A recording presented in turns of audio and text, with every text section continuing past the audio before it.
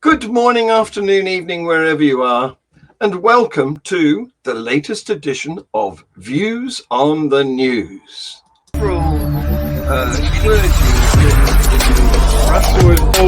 was the Pope appealing for peace or was he praying for peace? And the same applies to the carry-on drag. Yeah, that's a good question. So what do you have to say about that, guys?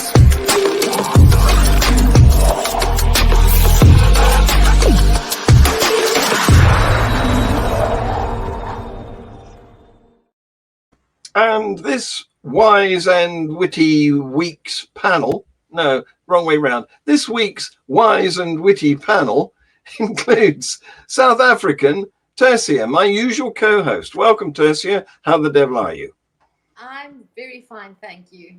Good. I like the hair. You've done something extra. It's really good. I'll take that as a compliment, but yes, thank you so much. Let's just leave it there. Well, you see, the reason that I employ you at great expense is for the eye candy. So you're fulfilling your remit right now. Well, we also have. If I'm good enough, I'm good enough. You certainly are, more than. And we also have from the wild and western wastes of British Columbia, Dread Pirate. How the devil are you? The Great White North. Yes.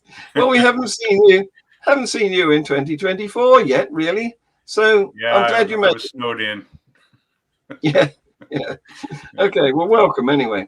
So here we go with the first item of news, which is about Iran, the city of Qom, and where there was a hospital and a woman was breastfeeding her newborn baby in the waiting area of the hospital.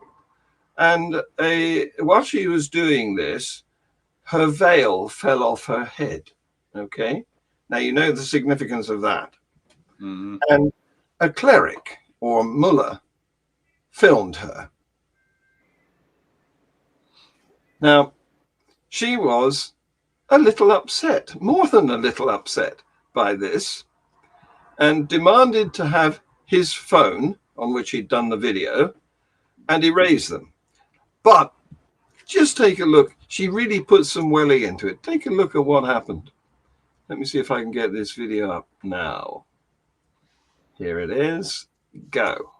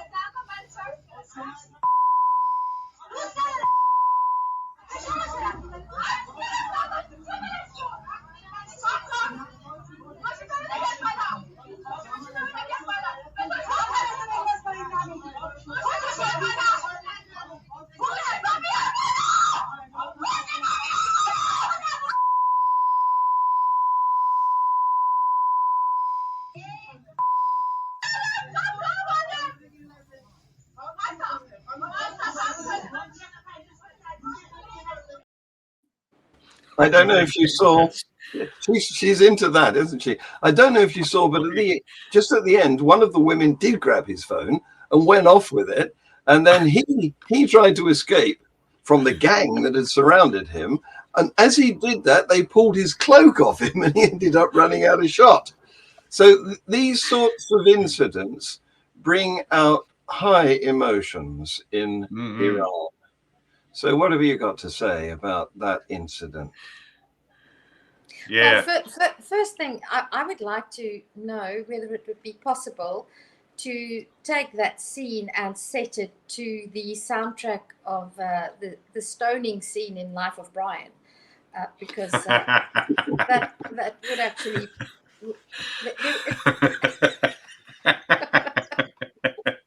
That's great. Oh, yes. We keep referencing Blasphemer! lately, don't we? Yes. It's very similar. Yes. So Dread, what do you say? Because this poor woman, she was obviously incensed, and of course we know why. It's because that's such a crime in that country where you can't go around with your hair showing. Yeah, for sure. And of course, she's looking out for her own safety, right? Yeah. It's a pretty legitimate concern. I mean, that's really over the top in terms of behavior, but given the sort of extreme consequences that are often likely, in those circumstances, she's got reason to be upset for sure. Well, you don't want to know the outcome, then, do you? Well, I was just going. I do. I hope that she doesn't have more problems now than she would have had if she had just been demure and apologized and whatever. Because I was just thinking, can that not be that footage? Can that not be used to make her situation even worse than it was potentially initially? Because clearly it still exists, and the fact is she's still being seen without her veil, right? And seen attacking a cleric, which is that not even a worse crime? She was thrown in jail. She was yeah. Jeez. was that pretty recent? It was on. I think it was on X a couple of days ago. So it's been within the last week. Yeah. Right. So there's another video that was on Global Atheist News last night. I'm not going to play it for you here, but it was horrible. It was from October the 7th. You remember when Hamas invaded Israel, came out of the enclave, the Gaza Strip, and invaded Israel and started committing atrocities. And there's a Hamas terrorist who went into the party area. You remember they had some sort of musical event going on. Yeah. And so there'd been some shooting, and there was one of the party goers who was injured, but he was on the ground behind a car, obviously hiding. Okay. And so then we see a Hamas terrorist grabbing another party goer, abducting him, taking him off. This guy looks up from the ground, witnesses it, and the terrorist comes and shoots him in the back of the head with his AK-47. Oh, jeez.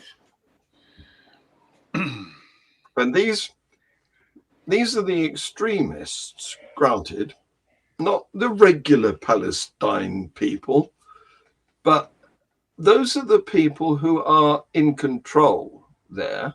Yes. Yeah. And yet, these are the people that marchers in London and other major cities all over the world are supporting with the flags of Palestine, not that there is a country called Palestine, technically, and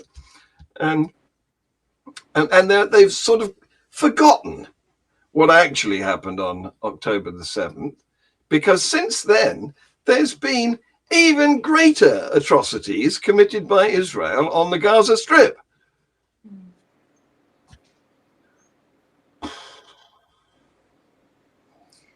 So much for religion being a force for good in the world. Yes, indeed. Yeah. We're all speechless, I can tell. Yeah. Well, recently I think it was yesterday, I was on one of the Pastafarian Facebook pages, and one of the admins had actually written a post that said "Death to Israel," and I was absolutely astonished, because regardless of who's doing what, they're both wrong, and to say that kind of thing. And I said, that is the most unpastafarian thing I've ever heard anyone say, claims to be. I was shocked. I reported him and it was taken down. And I think he's blocked or banned for some time. But I just find that completely unacceptable. And again, just to echo Tersia's thing, you can't take sides like that because both are, ensconced in religious belief, which is irrational right from the start. So, there's just no excuse for it. And no excuse for supporting either side, really. No, it's the pot and the kettle, and neither attracts my allegiance, I'm afraid. Right. Yep. Exactly. So, in Saudi Arabia, which is one of the richest and most modernized of the Muslim majority countries, most tolerant, you might say. They're the country which has permitted women to drive and have recently decided that gays can marry. So they're making progress. But a delegation from the United States Commission on International Religious Freedom was there in Saudi, and one of their members is a rabbi. He was asked to remove his kippah. So, Saudi tolerance doesn't extend to Jewish headgear.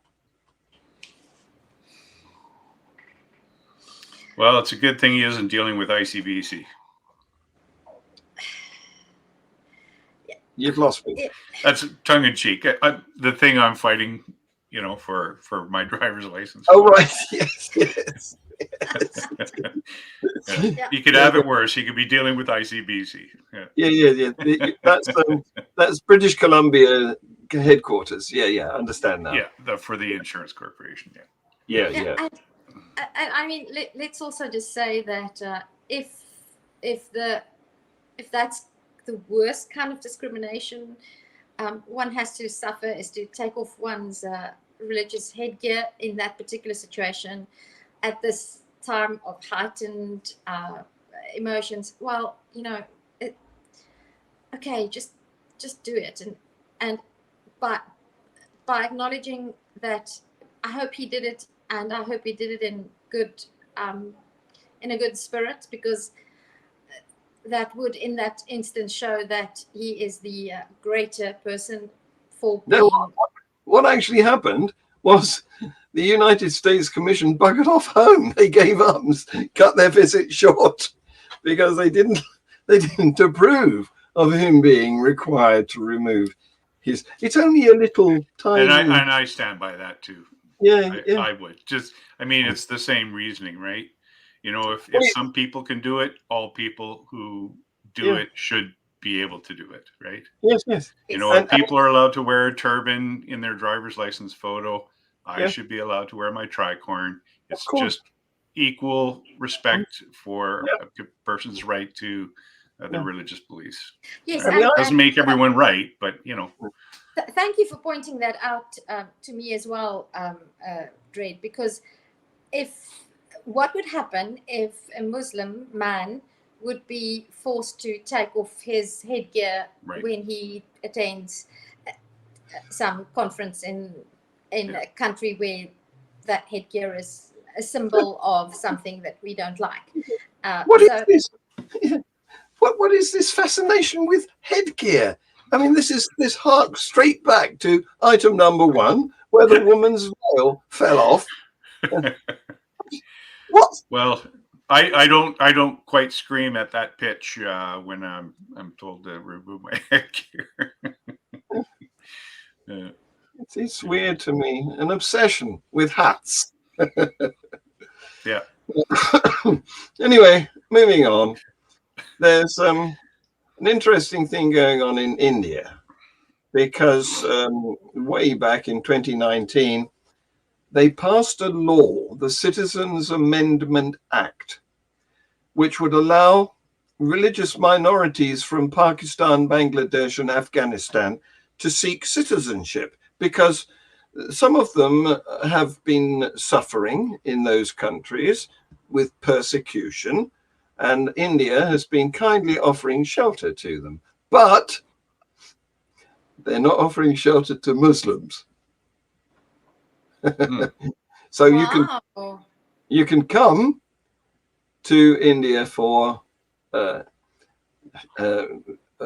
what's the word for succor from being persecuted elsewhere. If you're a Hindu, a Sikh, Buddhist, Jain, Parsi, and Christian, sorry, mate, you're a Muslim. You can't come. Huh. Wow. That's interesting. That's pretty heavy-handed. There you go. Well, the reason it's news now is because although that law was passed way back in 2019, it was held up by the COVID-19 pandemic. And it's only today or this week that an online portal for receiving applications has actually been set up.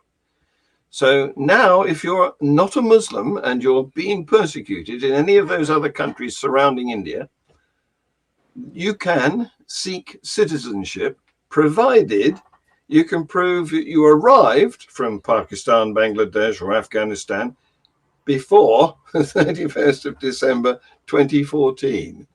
So it's not exactly an open doorway, is it? Right. What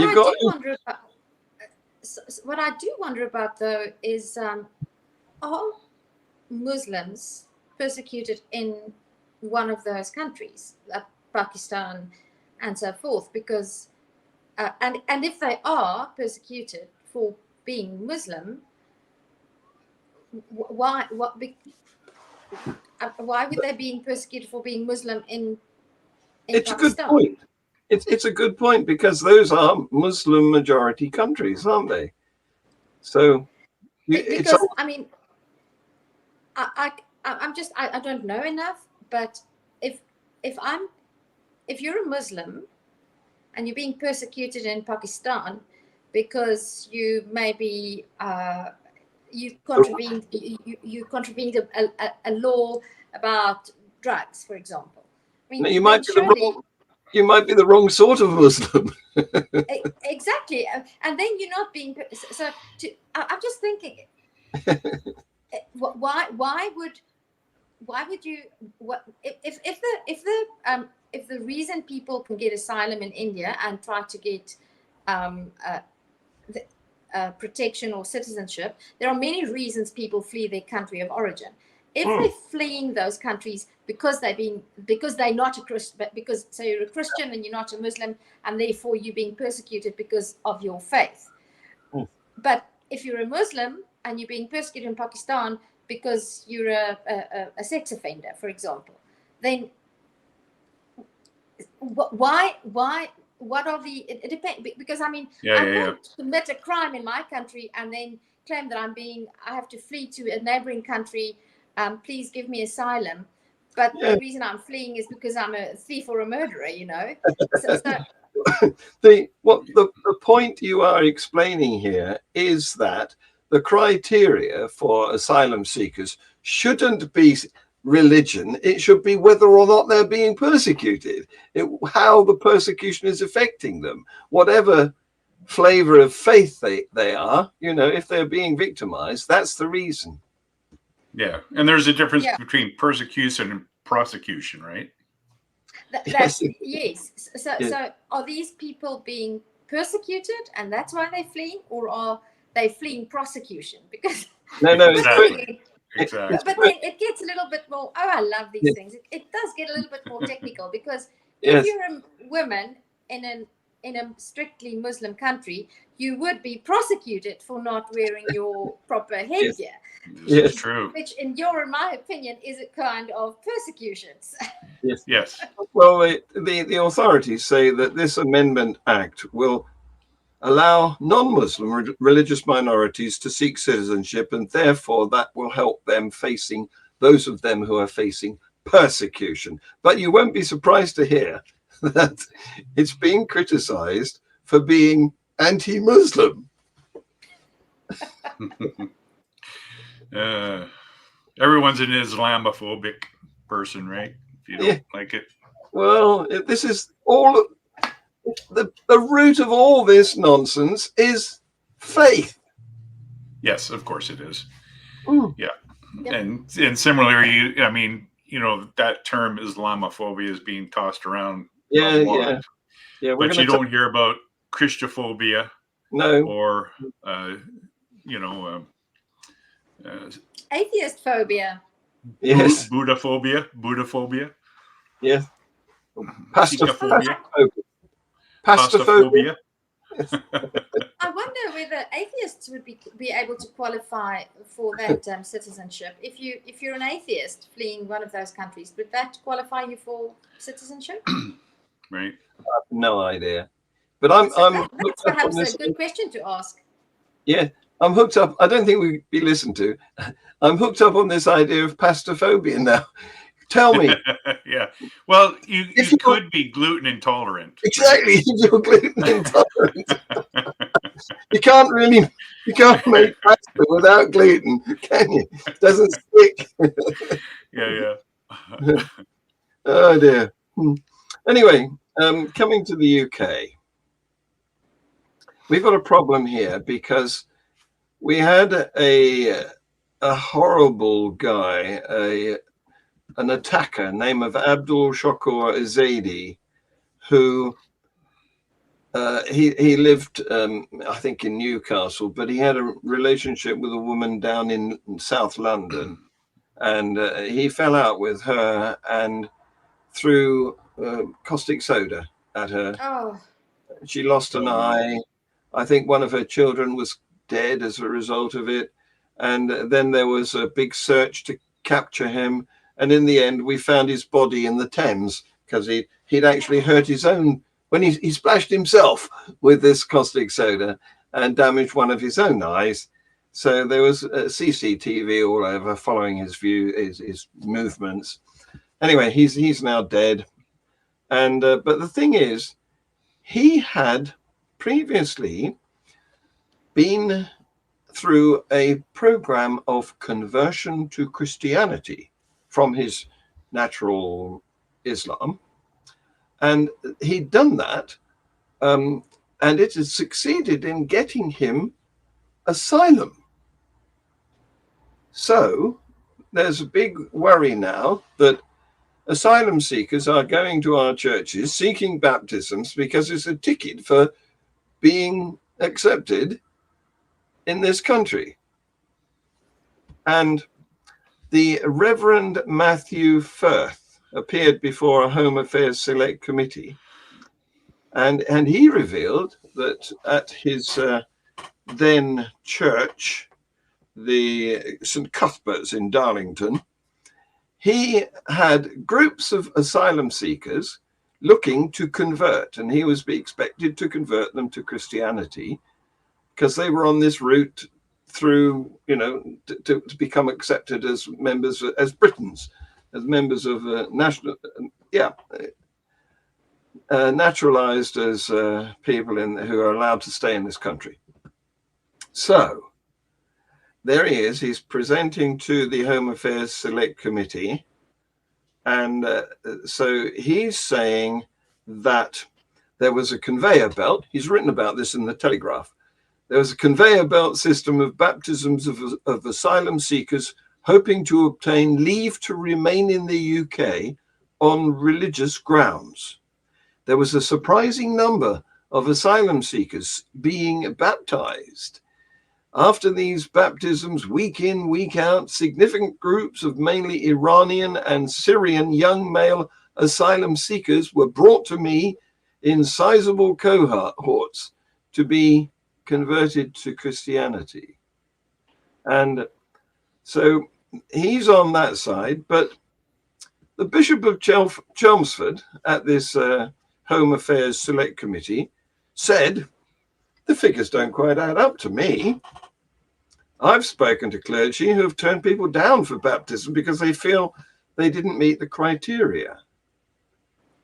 And it gets more involved because this guy, this Reverend Firth, Matthew Firth, is no longer He's left the Church of England, and he's now a vicar for the Free Church of England. So he stepped sideways and started his own little rival group of Anglicans, which is common, isn't it? Because yeah, I can see you laughing, Dred. Because unfortunately, religious people find that their God doesn't agree with them, so they change the flavour of their denomination in the hope that he will subsequently agree with them. Anyway, I'm going to play you a video when you can see a bit of this event where the hearing at the Home Office Select Committee. Here we go. What I am saying is that if he's claiming that the Church of England is being a conveyor belt for baptisms in order for people to gain asylum status, that is not the experience that I have, and I don't believe that there's the evidence to suggest it. Well, perhaps we're arguing about semantics there. Maybe there is a conveyor belt attempting to get baptisms, but that fortunately many of those are not succeeding. Possibly, but I haven't seen the evidence for it. I haven't seen the evidence for you've heard it. Evidence my experience. You've heard evidence from Reverend Firth this morning. Is there any particular part of it that you disagree with?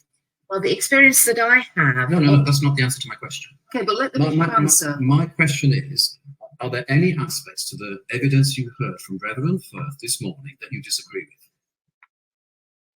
Well, he was speaking about his particular context in Darlington, and I can't comment on that specific context in Darlington.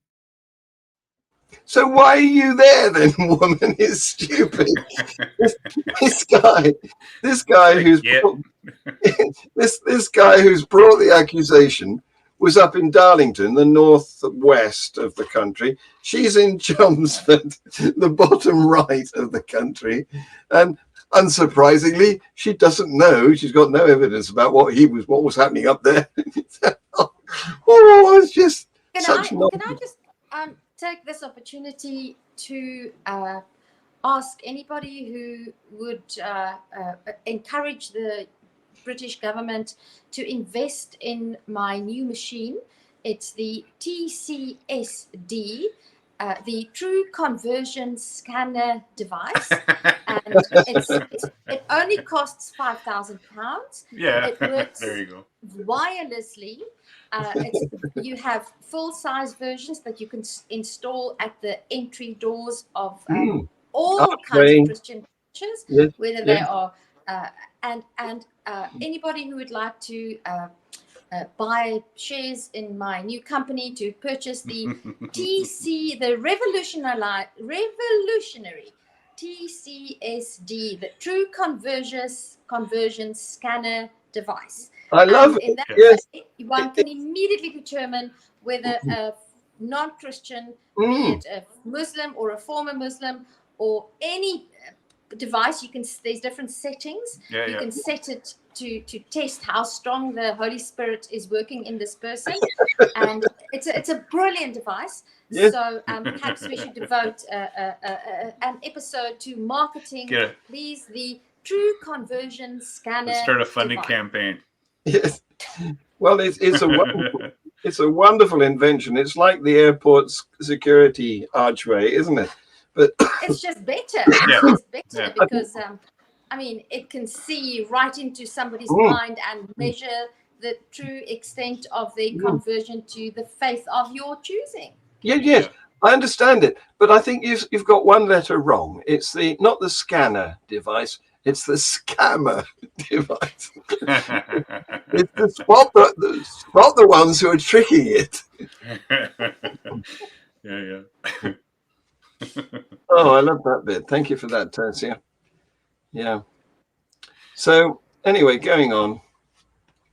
We've got here in the UK a new definition for extremism because we're getting cheesed off with all of the marches over Palestine and other things that are going on, taking up our cities, stopping the traffic, preventing people going about their lawful activities. And we're pissed off. So we've redefined, or at least the government has redefined extremism. And it's anybody who does anything we don't like, basically. so of course, there's people worried that it will threaten the freedom of speech and worship.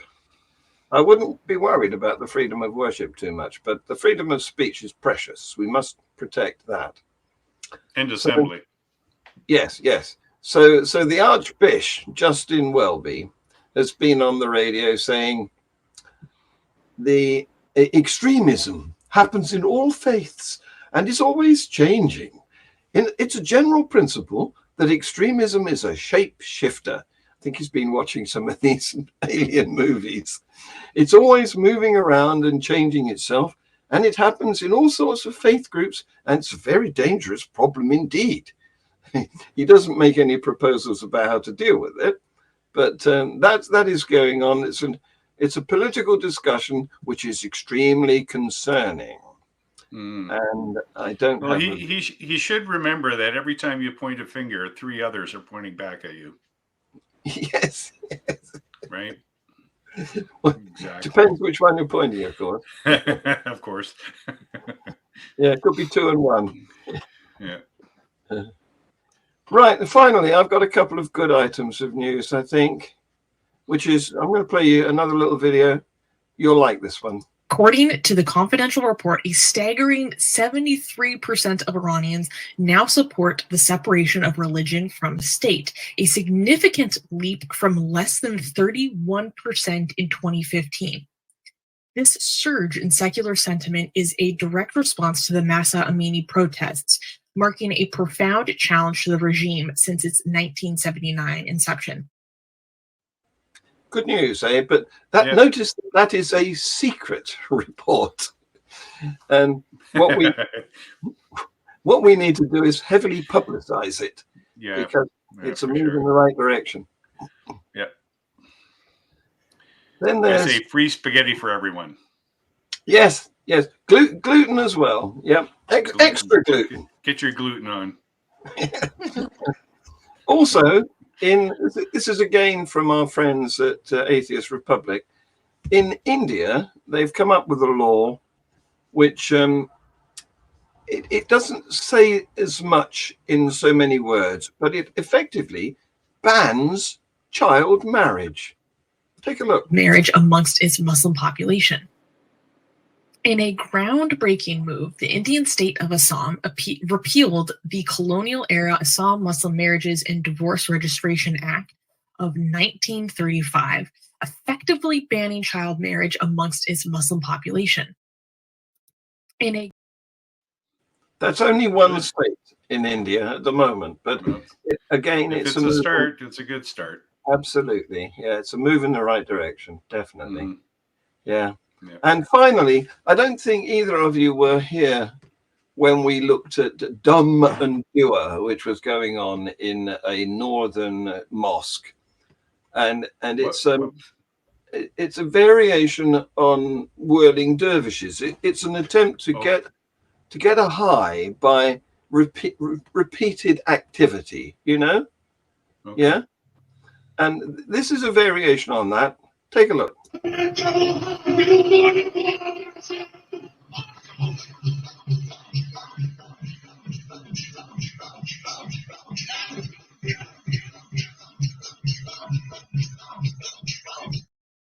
Wow.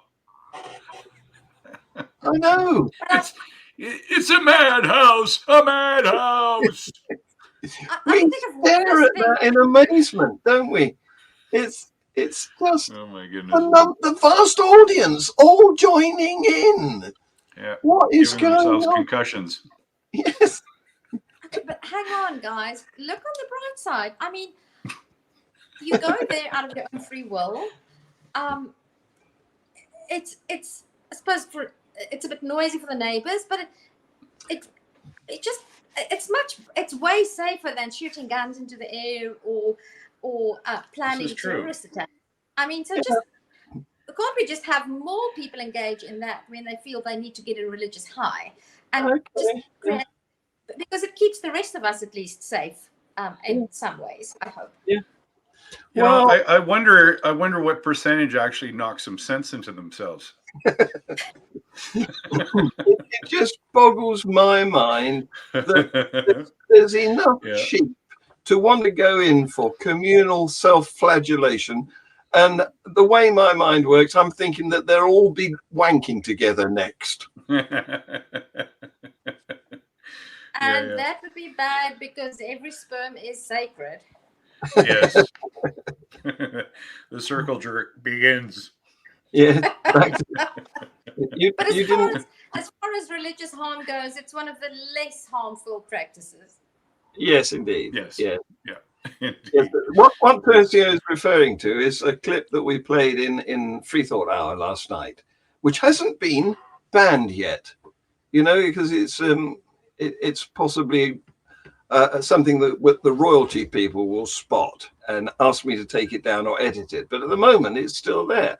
So take a look at that, because we played the video, only the audio. I couldn't make the video work, but do watch the video of every sperm. You posted the link in the Facebook page there. If I didn't, I will now. Okay. Yeah, I'll have a look. Great. Okay, guys. Thank you very much. I've enjoyed it. Nice seeing you again, Tersia. It was lovely to see you. Stay safe up there, and hopefully. Yeah. When are you doing your exams and your things, and when will Well, be? the program's 8 months long because it's a part-time thing, and so every second weekend, Friday, Saturday, Sunday, I'm in class all day. So this is my Sunday off. So next week I won't be available. But now that I got my own digs, I'll make it as often as I can. Great. It was lovely to see you, and good luck with the studying. Thank you. I won't be praying for you. I will just be thinking of you. Probably. So me knowing that I'm thinking of you will hopefully inspire you when you're tired. Indeed. Motivated, but I don't see that happening. But it was lovely to see you again. Likewise. Absolutely. Yeah. So do your studies and don't waste time playing that piano. Okay. Take care. Bye, guys. Russell was the Pope appealing for peace, or was he praying for peace? And the same applies to the carry-on drag. Yeah, that's a good question. So what do you have to say about that, guys?